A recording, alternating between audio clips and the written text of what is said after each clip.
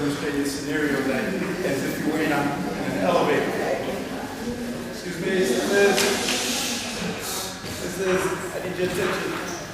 She's going to demonstrate a scenario as if you were in an elevator in a close quarter kind of setting.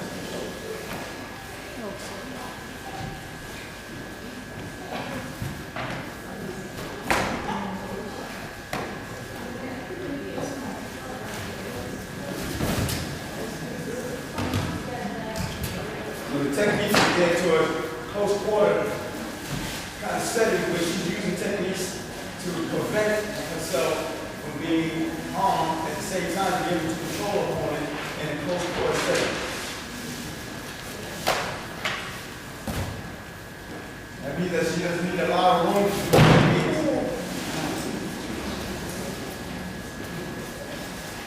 There you go.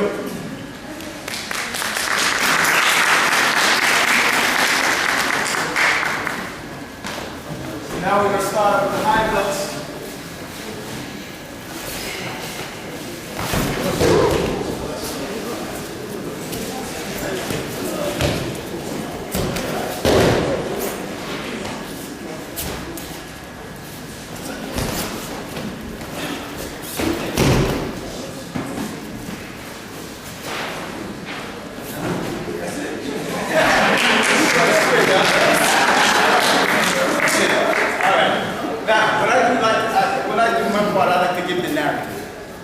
So you could, you saw all the fanfare and the techniques done in fashion, fast paced. Now I'd like to break it down for you.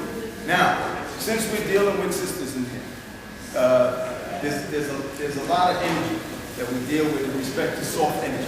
Soft energy, you don't need a lot of hard. Some people say, well, I'm a female, whatever the case is, and if I throw a punch, is it going to be effective? Yes.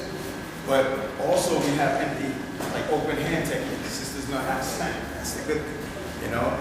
Sisters have a soft rhythm to themselves. This is part because in the concept, the Chinese concept, it is male and female concept. It's soft and hard. It's masculine and feminine moves. You see, and that means that you're dealing with soft moves and hard moves, and it's all interchangeable. So like. If somebody throws a punch here, most of the time you see the men, they do a strong block, very stiff. But we have a soft move. You see, where I can move, and it's coordination.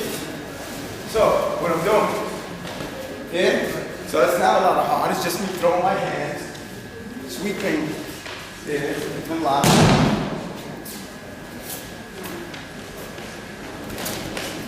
See, move in, snap, hit, to the throat, straight. Here, smack. Palm to the face. Smack to the throat.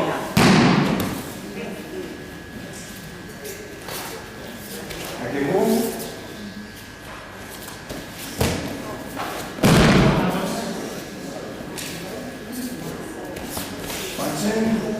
Yeah. Now, it doesn't take a lot of strength to throw. Yeah.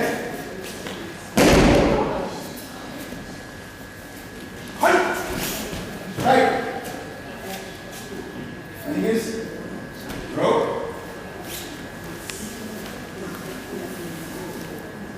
Finger. Pressure. Smack.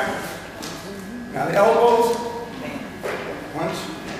You don't have to hit a hard shell. Soft areas. Here. Smack the ear. Here. Side of your hand. Here. Same time. Controlling the fingers. Here. And knee. Now, the instance of grabbing. A lot of times you struggle, right? Because that's the way they want to manhandle you. Here. So, look. Here. I just and hit. So it's a soft move. I'm not doing not a hard move. I'm here, I drop my center, the fold of the elbow. See? You see how he moves? Here. Now, from here, I can hit him with my elbow. Or I can just come around and grab to the eyes. Here, strike to the throat. Here, a lot of times we pull you forward. Fingers in the eyes. Very simple. You know, because sometimes you panic. See that? Nice and subtle, right? Slow. I just put my step on his feet. Yeah, right. Just put that pressure, hit to that stomach. Yeah, start hit. Yeah. Now, there's some things that's subtle too that they grab, and I can just duck under. Now you see this? You see when I duck under? That elbow. Yeah. Throw. Now, the throw is not based on me using any force. It's based on leverage. The person goes with the pain. You see, that makes it easy. It's just here. Now, what you do is, when somebody grabs you, put your hand, you see here? My thumbs? Yeah? Just put your hands here. Right in the thumb area. Don't worry about this. Don't worry, because they're not punching. You put your right. And then, here. Now, if I want to like throw, and it didn't take a lot of effort to do that. That's just to do that, right? I know y'all. Very easy. You know, Tai Chi and Aikido and Jiu-Jitsu, soft arts. If they were choking you, here, what you do, the first thing you do, so that they won't get your esophagus here, you drop your chin. You drop your chin. Here. Now, if he's choking you, here, you got all this free. What happens in most cases, people panic. He's choking me, and you're like this, and you get all this free. Here, you know? So you, right, smack. Yeah, this is not a smack. If I smack and he throws his chin up, because that's what he does, then I hit in that throat. Oh, very easy, you don't need a lot of pressure. A lot of power to do that. Here, if they try to get you to like headlock, right? First thing you do, if somebody, you see, I get that from, you know, like children. You ever see the children coordination? It's like, especially when they're babies and their hands go all kind of ways like that. That's you know, I get that energy from them too. Martial artists like that.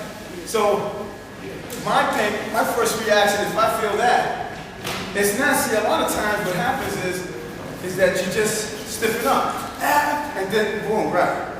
But what we're training you to do is to react to the punch. So I just throw my hand out. You know, you can do that. Hit it, just enough. Now, that's over, right? Hit here, or that leads from there, all right? So, now if they happen to get you in the headlock, here, you know how to do that. You pinch, right? You lie in. At least you can let go, you can run. From there, all right? Okay, situation. It's a little dangerous. We teach knife. We teach knife religiously. You know, I mean, it's because that's.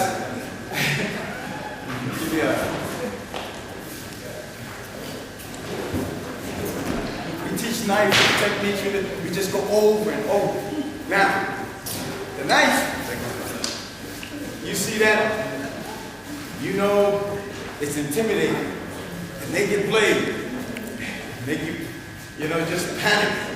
Oh my God, is he gonna stab me, whatever, cut me? You already realize the character of the blade. What you gotta do, and what we train you to do, is that religiously, you never put your life in anybody's hands. We, as religious people, we know the Creator, the Almighty, is in control. It's not the knife. It's not the knife that takes your life. The knife, you heard people get stabbed 8, 9, 10 times and still survive. So evidently, it's just because the person's standing, it's not automatic. Same thing with a gun. You've heard people getting shot 10, 9 times, 16 times and still survive. So it's not the weapon itself that determines life. So that's how we train. Okay, he's got a knife, he's got the advantage, but still I'm going to defend myself.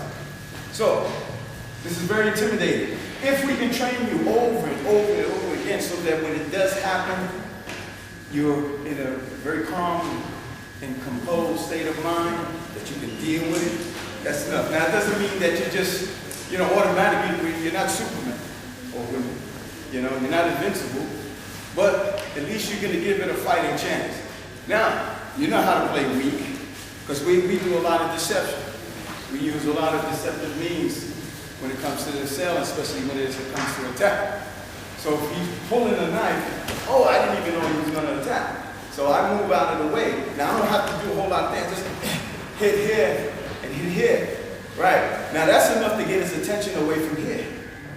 Now, what I always tell my students is there's 4 points here.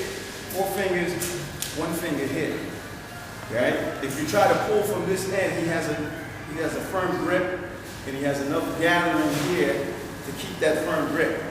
But if you go from here, you see, this is a lonely soldier here.